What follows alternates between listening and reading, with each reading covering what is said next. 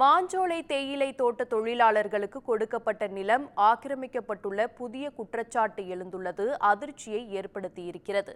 மாஞ்சோலை நாலுமுத்து ஊத்து, காக்காச்சி, குதிரைவெட்டி போன்ற தேயிலை தோட்ட தொழிலாளர்களுக்கு 2019ஆம் ஆண்டிலேயே நிலம் வாங்கும் முயற்சிகள் அப்போதைய அதிமுக அரசால் மேற்கொள்ளப்பட்டது.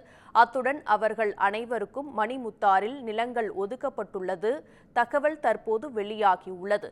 தற்போது அந்த நிலம் எங்கு உள்ளது என மணிமுத்தாறு பகுதியில் தேடிய போது அந்த பகுதி முழுவதும் தனியார் ஆக்கிரமிப்பில் இருப்பது தெரிய வந்தது பெரும் அதிர்ச்சியை ஏற்படுத்தியுள்ளது.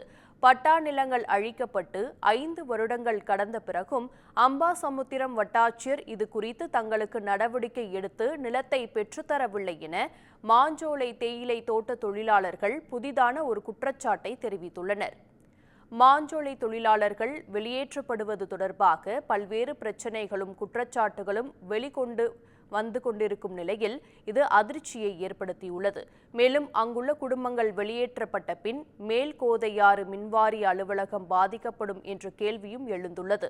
அந்த அலுவலகம் கடல் மட்டத்திலிருந்து 1500 மீட்டர் உயரத்தில் உள்ள நிலையில் 22 ஊழியர்கள் அங்கு பணிபுரிந்து வருகின்றனர். இந்த நிலையில் மக்கள் வெளியேற்றப்பட்டால் அங்கு வேலைக்காக செல்லும் ஊழியர்கள் பாதுகாப்பு குறைபாடு ஏற்பட்டு வனவிலங்குகளால் தாக்கப்படலாம் எனவும் குற்றச்சாட்டு எழுந்துள்ளது.